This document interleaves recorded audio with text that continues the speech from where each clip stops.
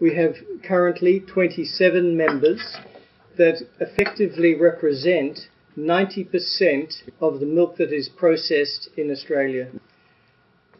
Eligibility for membership is available to companies that manufacture or market on a day-to-day basis. Myself and the ADPF dialogue with Dairy Australia on a whole multitude of issues that impact on the profitability of our industry. And that includes issues such as channel deepening, the improvement of the Port of Melbourne, registration of dairy cleansers, emergency procedures for the industry, the introduction of genetically modified plants, particularly on a political basis, and any other challenge that the industry faces.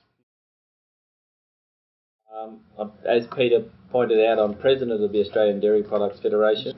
Also, I'm Chief Operating Officer of Murray Goulburn, and Murray Goulburn is Australia's largest dairy company and processes about 35% of Australia's milk. The Australian Dairy Products Federation is about pre-competitive issues. It is a voice for the manufacturing companies to speak as one. And in almost all cases, we do speak as one voice between the Australian Dairy Products Federation and the Australian Dairy Farmers through the Australian Dairy Industry Council. It's fair to say that the Australian dairy industry wouldn't be where it is today without having the ability to work out issues and speak as one voice.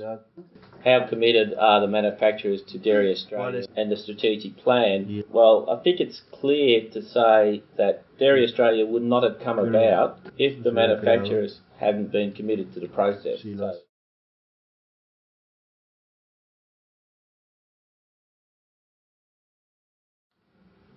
Firstly, I think it's important to understand the history of the Australian dairy industry. 50 years ago, 90% of the milk in Australia was produced by cooperatives. So effectively, the farmers have had a lot of influence in the dairy industry for a long time. Now, the industry has changed a lot in the last 25 to 30 years. The cooperatives have become a lot more commercial in their operation, and there's been a lot more foreign investment in the Australian dairy industry.